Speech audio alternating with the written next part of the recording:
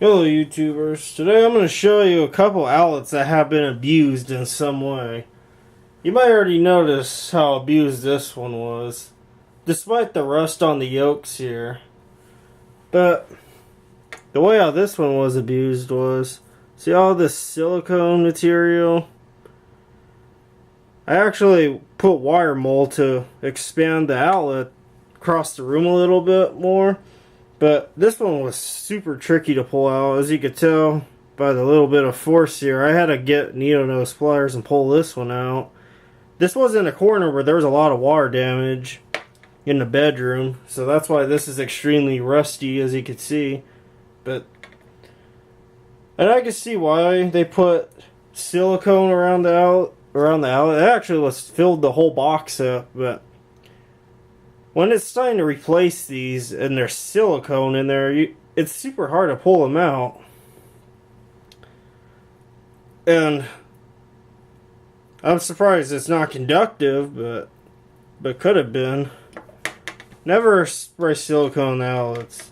And I know they're just trying to insulate everything, but they sell insulated pads, especially for this type of outlet. So this is just your standard house outlet, and yes, this came from Mexico. I actually replaced this outlet in Mexico, and I just brought it back here to the US to show you guys how abused it was. Now here's this one I replaced out in the US here.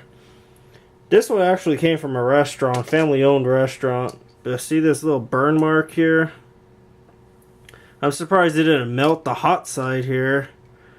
But the reason it got yellowed here was because there was a refrigerator hooked up to it, a commercial grade refrigerator, that the hot prong of the plug got too hot to the point that it started discoloring this side of the outlet here. I did replace it with a 20 amp, and this was on a 20 amp circuit too, so that's why it got extremely hot. But I replaced it with one of these type of outlets, which is a 20 amp.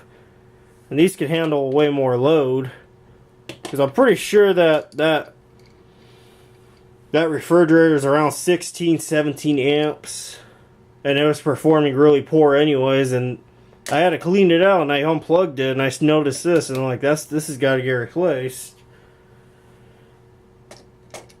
Yeah, and these are the two type of outlets that have been abused. There is a little bit of rust on this screw here, but nothing severe. I mean, nothing wasn't damaged inside the box. Now it's compared to this right here. So it looks like it's been painted on a little bit too, but that's fine if you paint on the yolks. But